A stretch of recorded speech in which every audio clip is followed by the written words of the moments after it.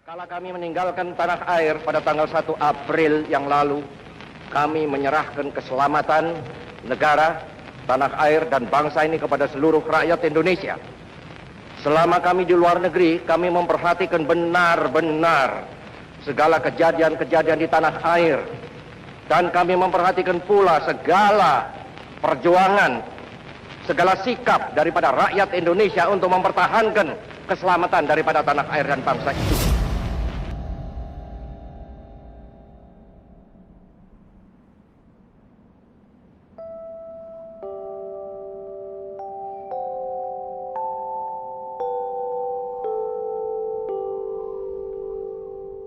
Tanah air, ku tidak kulupakan, kan terkenang selama hidupku. Biarpun saya pergi jauh, tidak akan hilang dari kalbu. Tanahku yang ku cintai, engkau ku hargai.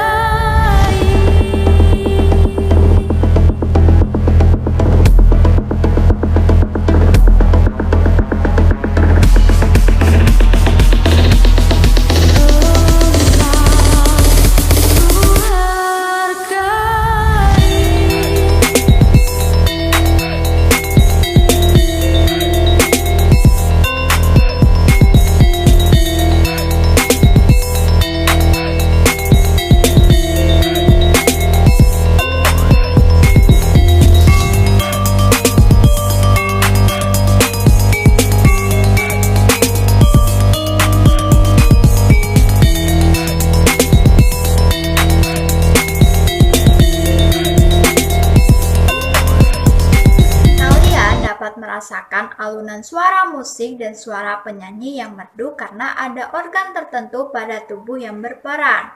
Organ yang berperan yakni telinga. Gelombang suara yang merambat melalui udara dan masuk ke telinga membuat suara tersebut dapat terdengar. Agar kalian lebih memahami tentang indera pendengar yaitu telinga, bersama kelompok kalian simak video berikut ini.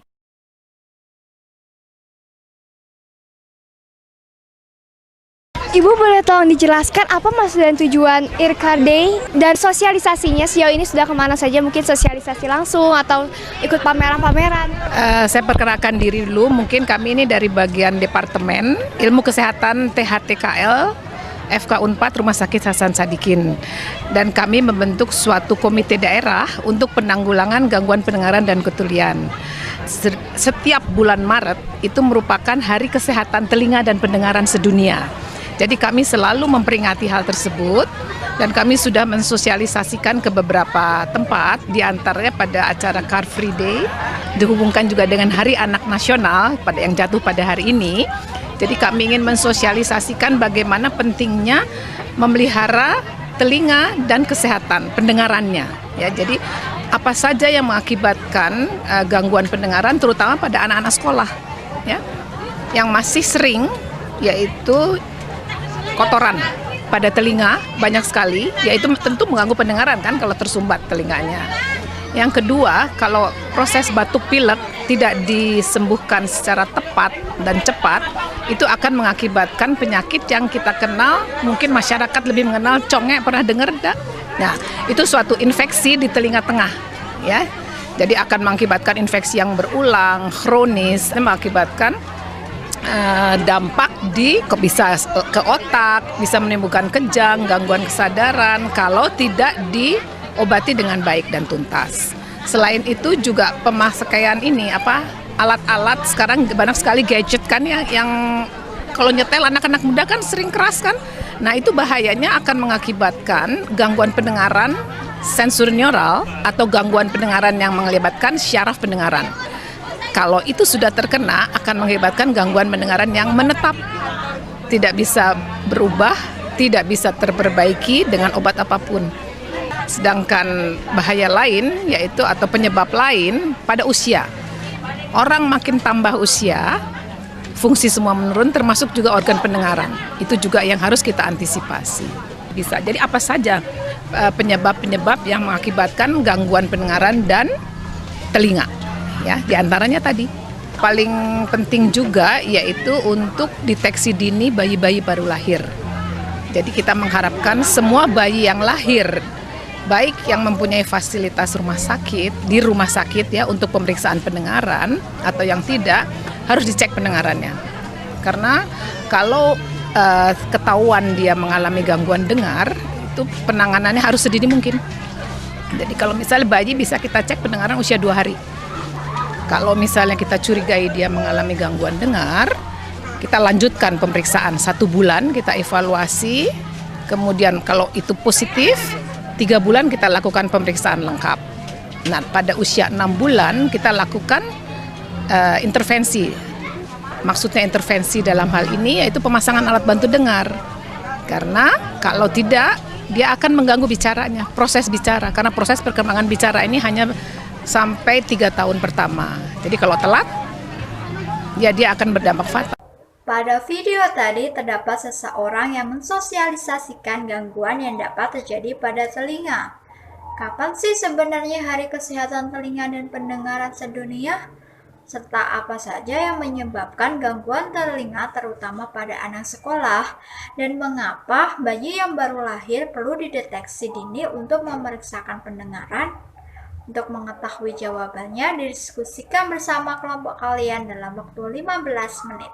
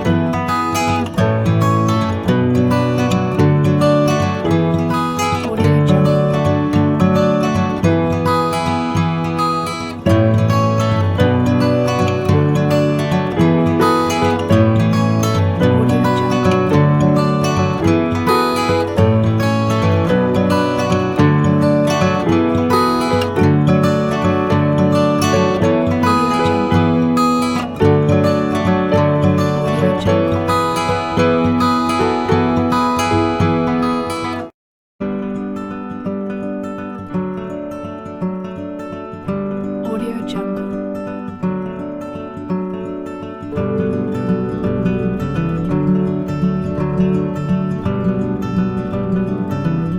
Jungle.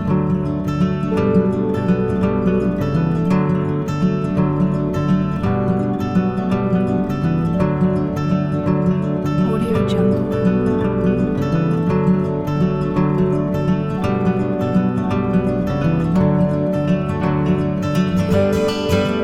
Audio Jungle.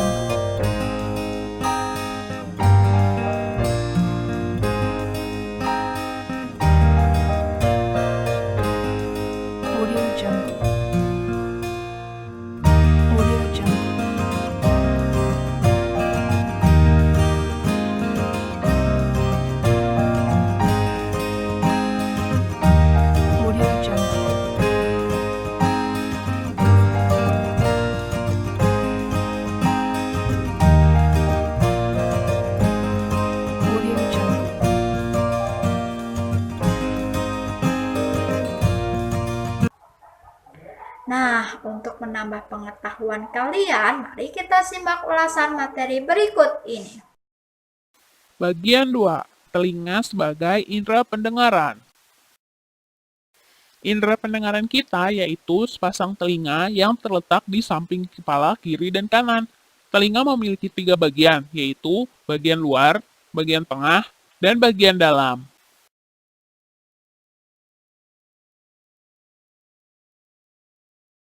Telinga luar adalah bagian yang bisa terlihat. Telinga luar terdiri dari daun telinga yang berfungsi untuk menangkap bunyi dari lingkungan. Kemudian, lubang telinga untuk masuknya bunyi, dan saluran telinga di mana panjangnya kurang lebih 2,5 cm dan agak berbelok. Bunyi diteruskan ke telinga ke bagian tengah melalui saluran ini. Telinga bagian tengah yang terdiri dari gendang telinga berfungsi untuk menerima getaran bunyi yang ditangkap daun telinga. Bagian tengah telinga juga memiliki 3 tulang pendengaran yang disebut ossicle. Tulang pendengaran terdiri dari tulang martil, tulang landasan, dan tulang sanggurdi. Tulang-tulang ini berfungsi untuk menghantarkan getaran dari gendang telinga ke telinga bagian dalam. Telinga bagian dalam terdiri dari 3 saluran setengah lingkaran yang berfungsi sebagai alat keseimbangan tubuh. Rumah siput atau koklea yang di dalamnya terdapat cairan dan rambut-rambut halus yang berguna untuk menyampaikan getaran ke ujung-ujung saraf pendengaran. Saluran eustachius menjaga tekanan udara di dalam rongga telinga dan tekanan udara di luar agar selalu sama. Serta saraf-saraf pendengaran yang berfungsi menyampaikan bunyi ke pusat saraf atau otak. Bagaimana telinga kita mendengar? Simak penjelasannya berikut ini. Gelombang bunyi dari luar diterima oleh daun telinga. Kemudian, bunyi tersebut masuk ke lubang telinga dan diteruskan ke gendang telinga melalui saluran telinga. Gelombang bunyi tersebut menggetarkan gendang telinga yang kemudian membuat tulang-tulang pendengaran atau ossicle juga ikut bergetar. Ossicle bergerak seperti tuas sehingga getaran menjadi lebih keras. Getaran dari ossicle membuat cairan dalam koklea atau rumah siput mengalir pada rambut-rambut halus koklea. Kemudian, rambut halus di dalam rumah siput meneruskan getaran itu ke ujung saraf pendengaran. Lalu saraf pendengaran menyampaikan rangsang bunyi tersebut ke otak. Jadilah kita dapat mendengar bunyi.